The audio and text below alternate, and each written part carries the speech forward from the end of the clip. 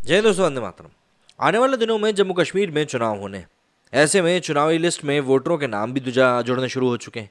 लेकिन भाजपा ने एक नया ऐलान करके वहां पर मौजूदा जो राजनीतिक लोग हैं उन सभी की नींदों को उड़ा दिया है। दरअसल इन भाजपा का कहना है कि जो बाहर के लोग वहां पर जाकर रह रहे हैं वो भी वोट डाल सकते हैं और सीधे सीधे जो वहां पर जवान हैं वो भी वोट डाल सकते हैं। ऐसे में जाहिर सी बात है, जम्मू कश्मीर की जो पहले सत्ता में रह चुकी इमाम मुफ्ती, उनको तो बुरा लगना ही था, क्योंकि इससे उनके वोट बैंक पर जरूर असर पड़ेगा, और किसी के वोट बैंक पर असर पड़े या ना पड़े। जम्मू कश्मीर में पहली बार ऐसे गैर कश्मीरी भी वोट डाल सकेंगे जो बाहरी प्रदेशों से आकर जम्मू कश्मीर में अस्थायी तौर पर रह रहे हैं। इनमें प्रवासी कामगार, मजदूर, अन्य कर्मचारी शामिल हैं। जम्मू कश्मीर के मुख्य निर्वाचन अधिकारी ने इसकी घोषणा करी है। इस साल के आखिर में विधानसभा चुनाव के लिए मतदाता सूची अपडेट होगी। जम्मू कश्मीर प्रशासन ने कहा है कि भारत में जो वयस्क अस्थायी रूप से वहां रहते हैं वहां वोट डाल सकते हैं।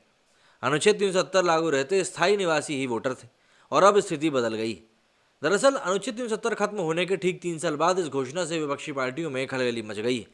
पीडीपी अध्यक्ष महबूबा मुफ्ती ने भाजपा पर जम्मू कश्मीर को एक प्रयोगशाला में बदलने के आरोप लगाए हैं।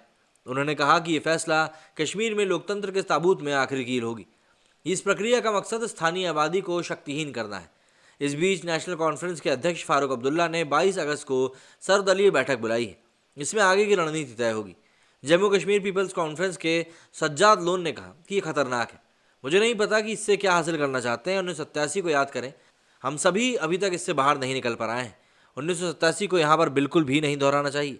दूसरी तरफ पूर्व मंत्री और अपनी पार्टी के ही नेता जीएच मीर ने कहा कि अगर मतदाता अधिकार कानून दूसरे राज्यों में लागू होता है तो जम्मू कश्मीर में भी ये लागू होगा, और यदि इसे केवल जम्मू कश्मीर में लागू किया जाता है तो हम इसके खिलाफ लड़ेंगे। हालांकि अन्य नेताओं का कहना है कि नए मतदाता को जोड़ने के मुद्दे को विपक्षी पार्टियां हवा बना रही हैं। वहीं जम्मू कश्मीर की जनता ने भी इस फैसले का बचाव किया है। स्थानीय नागरिक अमित रैना ने कहा कि मुफ्ती मोहम्मद सईद 1989 में यूपी के मुजफ्फरनगर से चुनाव लड़े और जीतकर गृह मंत्री बने। दिल्ली में रहने वाले कश्मीरी ने कहा कि मैं दिल्ली में हूँ और मैं दिल्ली में ही वोट कर सकता हूँ। मुझे सिर्फ एक जगह पर वोट डालने का अधिकार है। यदि कोई गैर कश्मीरी नागरिक पात्रता को पूरा करता है तो वो कश्मीर में भी मतदान कर सकता है, और उसमें बुराई कुछ भी समझ में नहीं आती। खैर, कुछ अगर हम लोग चीज़ों की तरफ देखें, ये जो 25 लाख मतदाताओं को लेकर जो बात हो रही है, तो जम्मू कश्मीर में अभी कितने मतदाता हैं, तो 2019 चुनाव के समय मतदाता सूची अपडेट हुई थी और तब जम्मू कश्मीर में करीब 78 लाख मतदाता थे, जिनमें से 2 लाख मतदाता लद्दाख में थे जो कि अब अलग हो चुके हैं।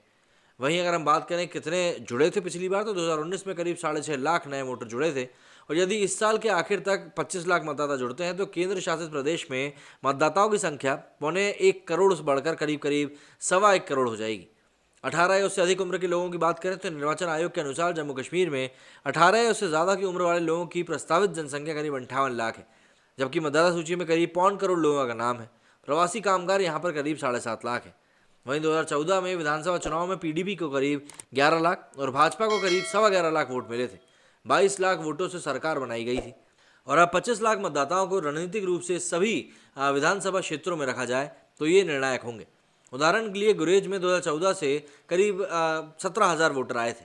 सीमावर्ती क्षेत्र होने से यहाँ बड़ी संख्या में सुरक्षा बल और हजारों कामगार भी हैं। सभी को मतदाता अधिकार मिलेगा तो ये संख्या निर्णायक होगी, और ऐसे में फ़ायदा किसको होगा ये मुझे आप लोगों को बताने की दोबारा ज़रूरत है नहीं। आपका कहना है इस भाजपा के फैसले के बारे में मुझे कमेंट करके ज़रूर बताएं। मेरी स्टूडियो फिलहाल इतना ही। जय हिंद, जय भारत।